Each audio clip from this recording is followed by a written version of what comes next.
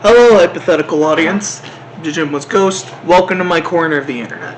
I'm in a different spot because I just wanted to sit at the table instead of standing in front of stuff. So I don't know if this is a regular thing. It was for the last video that I just did because I'm shooting a couple back to back, but we'll see what happens. So is that on? Yeah, let me. So I wanted to talk about a couple movies I saw a couple weeks ago. Luca and Space Jam: A New Legacy, which I'll probably just be calling Space Jam 2. It's easier to pull off the tongue. The reason I'm coupling them together is because I watched them on subsequent days. Not that they're related in any real way, but just to kind of go over them. Both of these movies I enjoyed. One I enjoyed a lot more than the other, and we'll start with that one. That one's Luca. I went into the movie tentatively excited. It's like, it's a Pixar movie. I love me my Pixar movies, except like The Good Dinosaur and Brave. But like I'm a very big fan of the studio, so it's probably going to be good. I hadn't seen a whole lot that made me go like, I can't wait to see this movie, but I'll watch it. I'll probably enjoy it. I loved it, man. I really did. The score is beautiful. I loved listening to the music. I love the colors. Like, it just really seemed to pop. There's so much energy to it. There's so much life to it. There's a lot of really strong heart in it too. Like, one of the main characters, I think his name is Alberto. I believe it's Luca and Alberto. Is that his name? I feel really bad from saying it wrong. He just reminded me of Sokka from Airbender. Every time he talked, like, he sounded like Sokka, like his actual voice. A lot of the things he would say and the way he would say them, like, this is just Sokka. This movie's great. But he's a ton of fun. His relationship with Luca is very believable. Just, two kids who become best friends and are hanging out and just having a good time, enjoying each other's company. There's one scene in the movie that to me is the best scene in the movie. It's the sea monster scene. Like, I don't want to spoil it because of just how good the scene is. I don't think I did a good job with that. It's a scene that feels like it wouldn't have been out of place in Zootopia. It's actually like, when I watch it, like, this is just like a scene from Zootopia. I just don't want to spoil it just in case. But it is the scene that made me gasp, and it actually hit me really hard. I didn't cry, but I was surprised at how effective this movie, not just how effective it was, but how much it actually affected me. I also loved the ending. It's one of those endings where I didn't see it coming, and as soon as it happened, though, I was like, oh, well, that makes sense. Like, I'm not shocked that this happened. There's no, like, twist ending. But it was very heartfelt. I wasn't expecting it. I was like, that was good. You got me. Again, didn't cry, but it was beautiful. I also like the dad, not Luca's dad, I mean, he's fine, but Julia's dad. That's the name of the girl who becomes their friend. Like, she's adorable. She's great. And the bad guy, I'll talk about the dog at them in a second. The bad guy, again, I don't remember his name. Like, he's just the bully, but he's really funny, and I did enjoy his character. He's a total piece of shit, but I loved how funny and entertaining he was. Alright, the dog needs to come inside, so I'll just grab this and keep going as I let her in. So, the dad in the movie, he's this big guy, he's the silent guy, he only has one arm, which is something that the movie, addresses, but it's never really considered like a weakness of his. It's just, something about him, something that he just kind of has to live with, and I respected that. But there's two scenes with the dad that made me absolutely love him. The first is because they're trying to enter this really big race because Luca and Alberto, again, I really hope that's his name. I feel really bad if I kept getting it wrong the whole time. But they really want a Vespa. A Vespa scooter, because, like, that's freedom. That's like what we can do. We can travel the world. We want to do this. But they need to get money because they're sea monsters. They don't have human money. So they want to enter the race, win the race to get money. And Julia talks to her dad. She's like, hey, we really want to enter the race. And he's like, I know this is something you want to do. I know it's important to you. But money's really tight. And I don't want to see you get hurt again, because she enters this every year, and every year she loses. It's a triathlon. First it's swimming, then it's eating a lot of pasta, and then it's biking. And the bully calls her Spulia because she usually throws up during the bike part. And he's like, I don't want to see you get hurt. I don't want to see you fail. And I don't know if we can afford it. And it's not at all portrayed as like, oh, he's being this hard ass, he's being super mean. Like, it just feels like it's a very genuine moment of like, I am sorry. There's some realistic issues. I'm also concerned, but I love you. Like, it feels very much out of a place of love. There's another scene where Alberto goes missing for a little bit because he needs to be by himself for a little bit, and Luca and Julia are like, yeah, he's not here, he's off by himself. The dad just immediately grabs his coat, grabs his hat, and goes outside like, hey, he wants to be by himself. He's like, maybe so, but just in case. And I was like, he's just such a sweetheart. I love the dad, which I guess is a transition to Space Jam 2, because weirdly in this movie, LeBron is not very likable. And I would think if he was trying to make a movie about himself and with the Looney Tunes and such, he wouldn't try to make himself seem like an ass, but he kind of is. So it's weird, because the movie is basically in 3 acts, which makes sense, 3 acts structure. So Act 1, no Looney Tunes. It's just LeBron and his family, where he's hard on his son because his son just wants to play. His son wants to develop video games. That's his passion. And LeBron's like, I thought you wanted, aren't you going to play basketball? I play basketball. Your brother plays basketball. We're really good at basketball. Come on, you got to put in the work. You got to your fundamentals. And the son's like, but you're not going to listen to me, Dad, and he just kind of does his own thing. And at one point, LeBron walks in on him, developing his game, and he does sit down, and he's like, yo, you made this? Yeah, I did. It's a basketball game? Okay, that's kind of cool. And they're kind of ish bonding over it. There's a lot of video gamey stuff to it, which LeBron is like, it's basketball. You don't need this stuff. But he's not being, totally awful during it. And then he goes to a meeting at Warner Brothers where Al G. Rhythm, I don't know if I like that or if I just think it's stupid. I'm leaning more towards I think it's stupid, but he's played by Don Cheadle, who is having the time of his life.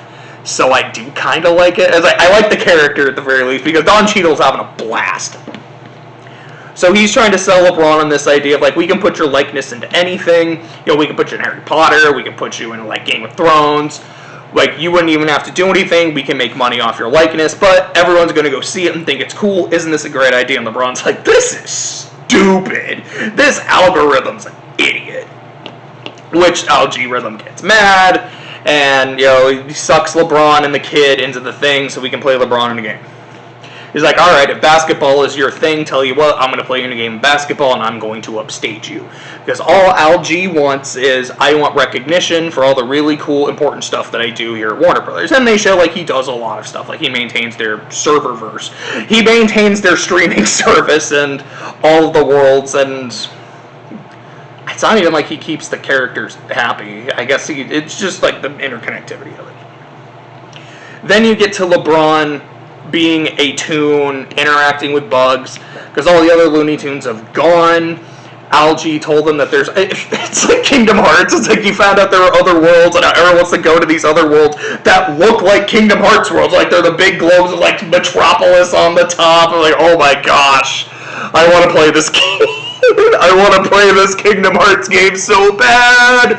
And as this is going on, Bugs is everyone's gone, everyone went to other worlds, they left me behind.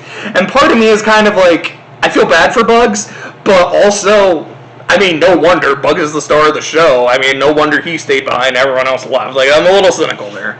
But you get, Daffy and Porky being in the DC animated series world, where Daffy is causing trouble so he can save it, so he can get the clout. You've got Lola is in DC Comics, hanging out with Wonder Woman, trying to become an Amazon. You have Yosemite Sam in Casablanca, being Sam, playing the piano. A lot of these, they just show, footage from movies with the Looney Tunes in them. Probably my favorite is Wile E. Coyote is in Mad Max Fury Road chasing the Roadrunner. I loved it. it's so interesting because like there's so many, like anytime I see a review of this online, it's this movie's terrible, this movie's a mess, it's just this corporate cash grab. It's corporate. I keep seeing the word corporate. This movie's fun though. I mean, yeah, the first 30 minutes and stuff is boring. I don't care. But as soon as you get Looney Tunes going into other worlds and having fun, that is a movie I would watch. Like, I don't even know how long that part of the movie was. Like 15, 20 minutes, probably maybe even less. But it's a blast. It's funny. It's fun. Like watching Speedy Gonzalez dodging bullets Matrix style because he's in the Matrix is entertaining. I remember when Clay walked in, because I was watching it with our other roommate Jose, who I think it was like when the game started, he's like, yeah, I don't care about basketball, and he left. And Clay walks in at one point and sees Foghorn Leghorn dressed up as Daenerys Targaryen, like with the flowing white hair on a dragon. I say, winter is coming. So all three of us just died laughing, and Clay's like, did I just have a stroke? What am I watching? Like, what fever dream is this? And that fever dream is great.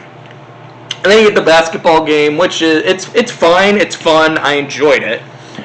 Seeing all the people in the background, like, I think everyone that I've watched talk about it talks about the guy who's playing Schwarzenegger Arnold is the best part, and he is. He's like, it's so funny just watching him react to stuff. And then you got, like, I saw the Penguin, like Danny DeVito Penguin, but I also saw Burgess Meredith Penguin, Jabberjaw, Yogi, the Animaniacs, the Flintstones, etc.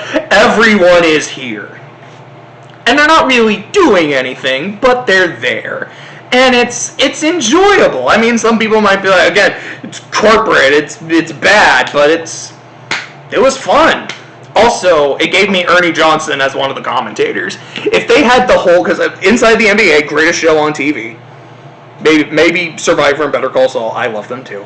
But if they had the whole inside crew just talking about the game, this movie would have actually been 10 out of 10. I don't care what anyone said. Just EJ, alright, but the part where Foghorn Leghorn gets literally ejected because like a spring comes and takes him out, and then EJ goes like, 5 words I never thought I'd say. Foghorn Leghorn has been ejected. I loved it, man. It was fun. The Goon Squad, those are the new monsters. The Monsters also make a cameo, and that made me smile. The Goon Squad is 2 WNBA players that I admittedly am not familiar with, but one is the White Mamba, so she's like a Lamia. That was cool. The other's this giant red spider lady. That was cool. They had Anthony Davis as the Brow, because that's his thing, which he's a giant bird thing. I don't know. I'm not familiar with AD being associated with birds, but it was kind of cool. You had Klay Thompson was wet fire, so he could turn into water, he could turn into fire. Like, okay, they do a couple fun gags with that. That was cool. The best was Dame. Damian Lillard, with the whole Dame time thing. For those who aren't familiar, like, he's very good at what he does, which is shooting the basketball. Like, the guy's a monster. I still hate him because I'm a Thunder fan, but I can't hate him because it's very enjoyable to watch. But, that's his thing, like, Dame time, like, game time, and he'll, like, do this when, he makes big shots. So here, he's Kronos, and he can actually do some time stuff. And there's a scene where, like, he slows everything down, steals the ball from the Roadrunner, like, fixes the Roadrunner up like a meal, and puts it in front of Wile E. Coyote, gives him, like, a fork, a knife, and, like, a bib. I was dying. Like, that was really funny. That was actually something really cool they did with that character. I wish they had done more with that with the Goon Squad. I mean, again, like, there's some moments, but, like, Dame's scene there stole the show. That was great. And in the game, the Toons are losing because LeBron's like, hey, fundamentals, we gotta play basketball the right way. And they're like, this isn't basketball, dude. This is a video game. Shouldn't we be playing it like a video game? No, that's not how you play basketball. And then at halftime, they're talking to him like, dude, why are you doing this? Why aren't you letting us be like us? And he's like, oh, I get it. I haven't let my son do his thing because I want him to play basketball and not make video games. I'm trying to make my son like me, and that's bad. I'm trying to make the Looney Tunes like me, and that's bad. My bad. And you're just like, took you this long? But then, you have the Looney Tunes being the Looney Tunes during the second half of the game, and it's fun. And, they win. Spoiler. What did you think? They were going to kill Bugs Bunny or something? No. Oh, yeah. Big Chungus is in the movie. I forgot about that. Big Chungus has a scene in the movie. Oh, how can you hate this? Again, I'm not going to say it's a good movie. Now, maybe I would say that. It's not a great movie by any means. But it's fun. I got to see the Looney Tunes invading other worlds and then doing Looney Tune stuff. That's what this movie is supposed to be. That's what I wanted. And that's what I got out of it. I got to see some cool basketball things, or like some people doing cool stuff. I got to see LeBron kind of, again, surprisingly being a jerk, but also, there are some good heartfelt moments between him and his son. I don't want to take that away, because when they're there, they are there. Do I like it more than the first one? I haven't seen the first one in a while, and again, the first one's not a good movie. I love it, don't get me wrong. Space Jam's great, but it's not actually great. But I love it, so I don't care. And that's kind of what I think about this one. I don't know which one I prefer. I really, really like the idea of the Looney Tunes going to other worlds and stuff. That makes me almost want to say this movie, but the other one has Barkley. I mean, just the whole idea of the Monstars, just because, yeah, that's right, because here it's not real people losing their powers. It's like they were programmed into the game, and so it's just using the game characters to do stuff.